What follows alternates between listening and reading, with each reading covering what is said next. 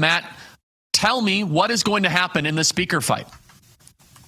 My suspicion is that Mike Johnson will be elected speaker, that it will likely be today, and I would anticipate either the first or the second vote. That's because for my friends who are concerned about Mike Johnson's inability to deliver single subject bills, his inability to put downward pressure on any spending, to open up the process where you can read the bills with sufficient time to analyze their impact in advance. Mike hasn't done those things, but to vote against him now it does not create an ecosystem to change that dynamic. That will have to be done after President Trump's certification and after President Trump is in office. And I knew when we put a little pressure on Speaker-designate McCarthy to give us some concessions that put key conservatives on committees where the product at the end of the day we hoped would be more reflective of where our voters are.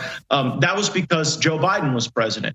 And there was no real eagerness on the part of the Republican base to get to the Joe Biden agenda. Whereas now there's great hope and opportunity that a lot of Americans see in the Trump agenda. So Mike Johnson will be speaker. I've suggested to my colleagues that the best way to make Mike Johnson the best version of himself is not to put him through the ringer today, but instead to start talking about the policy concessions fiscal conservatives need in the upcoming budget bill. And you'll hear it called reconciliation, which it always seemed like a weird word to me, reconciliation, because that's like when you're getting back together. But the reality is this bill often creates a lot more tension than reconciliation. But there'll be demands for border policy in there, tax policy. There'll be a desire to reduce spending in a lot of the agencies that have had mission creep, like the Department of Education and the EPA. And, our hope is that you get a speaker willing and competent to execute on that agenda. But let me tell you something, Charlie, if this had been a close one, I would have been there. I have a certificate of election that I think still would have worked today. But I spoke to Mike Johnson last night, and he exhibited great confidence that after President Trump spoke with a number of our colleagues and excited them around a unifying agenda, that today would be largely ceremonial. So, yeah, you could have actually showed up and voted today, if I'm not mistaken. Is that what you're saying? Is that right, Matt? Yeah, my vote was needed. I would have been there. I had a flight booked and everything, but the speaker gave me a ring and said he felt as though that people's concerns had been heard, that they were being addressed, and that they would have a unified Republican team coming out of the day. So Matt, let me speak on behalf of the audience. We have about 3,000 emails that have come in the last 30 minutes, and it's 99% against Speaker Johnson. They can't stand him. They call him a gutless wonder. They say he's a liar. He's deceived us. He has misled us. What is your message to the grassroots that are incredibly disappointed with Speaker Johnson?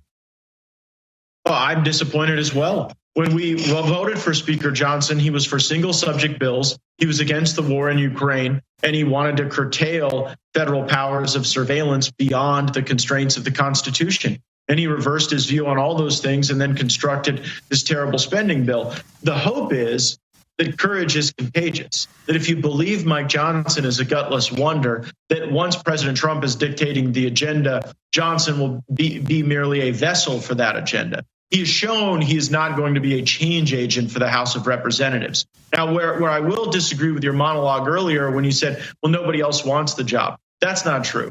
Tom Emmer, the current whip, wants the job. Jim Jordan wants the job. They're going to vote for Mike Johnson today as a show of unity, but nothing. I mean, those two guys ran for speaker in 2024. That's typically an itch that doesn't go away with one scratch.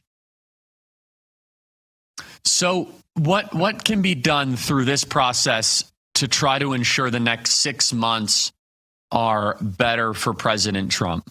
So let's say he does end up getting the speakership. Is there any concessions from rules changes or packages? Because, Matt, a lot of those concessions that you were able to deliver after the vacation of Kevin McCarthy were actually never followed through upon. Right. Here's what I learned, Charlie. The only concessions that are durable are personnel concessions. When someone says, oh, I promise this bill will get a vote, I promise we'll get a vote on term limits, I promise that we'll have spending cuts. With the right accounting tricks and the right political excuses, people can always weasel themselves out of those commitments. The commitments we got from McCarthy that are durable to this day, putting strong conservatives on the Rules Committee, putting people like Andrew Clyde on the Appropriations Committee. And when those folks first get on, they don't have the seniority or at times the juice to drive the agenda of those committees. That's why Lauren Boebert came on my program on One American News last night and said, if Johnson would agree to make Chip Roy the head of the Rules Committee, a lot of those fiscal hawks would fly in formation behind him in supporting Johnson. I don't know if that deal was made. Johnson was indicating that he wasn't interested in any quid pro quo on personnel. But if I were the holdouts, I would be holding out for getting the people who are not financially compromised by the lobby corps or special interests into some of the key budget positions. That's how it goes best for Trump.